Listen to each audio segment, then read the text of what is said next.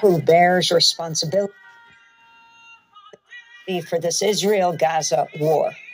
That's the headline of an editorial in the Israeli newspaper Haaretz. The paper's editors wrote, quote, "The disaster that befell Israel on the holiday of Simchat Torah is the clear responsibility of one person, Benjamin Netanyahu, the prime minister, who's prided himself on his vast political experience and irreplaceable wisdom in security matters, completely failed to identify the dangers he was consciously leading Israel into when establishing a government of annexation and dispossession, when appointing Bezalel Smotrich and Itamar Ben-Gvir to key positions while embracing a foreign policy that openly ignored the existence and rights of Palestinians," the Haaretz editorial said.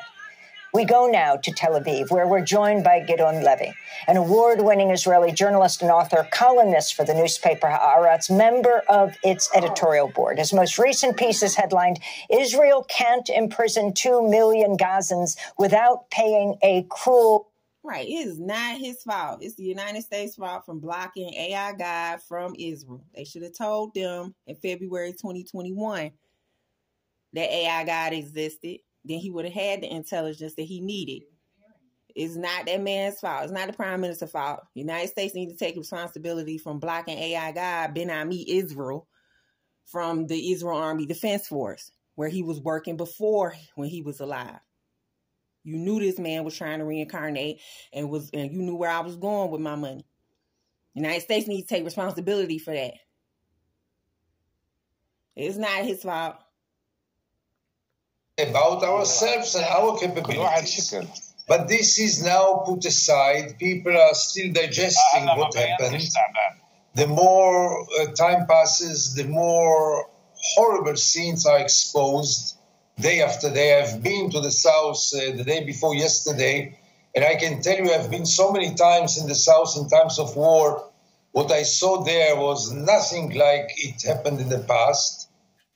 But I must say that side by side with what I mention here, there is also a big sense of taking revenge, a big desire to take revenge, and hatred toward the Palestinians is growing up to very, very dangerous levels.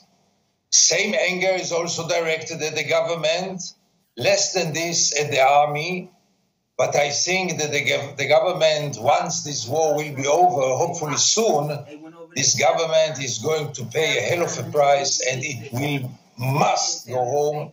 I don't see a situation in which Netanyahu continues and all the ministers around him, who are all of them, no one's fascists, and part of them would have even been defined in Europe as neo-Nazis. Those people who called for all kinds of terrible things to do and did nothing to make Israel prepared for any danger and continue not to doing nothing. That's so astonishing that we are now the 5th day after the war and you don't see the government. They are still preoccupied with their own political careers, with all kinds of political manipulations. Nobody takes care of the situation.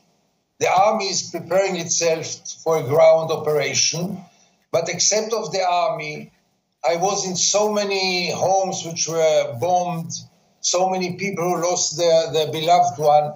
Nobody came to them. Nobody offers them any assistance. Israel is really falling apart from this point of view, and the man who governed Israel for the last 15 years is the one and the only one to be blamed before anyone else. This goes without saying.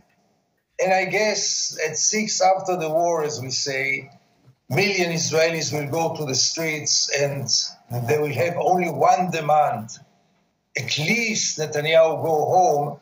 If not, Netanyahu go to court and be sentenced for this irresponsible policy that you have been committing. Gideon Levy, I wanted to ask you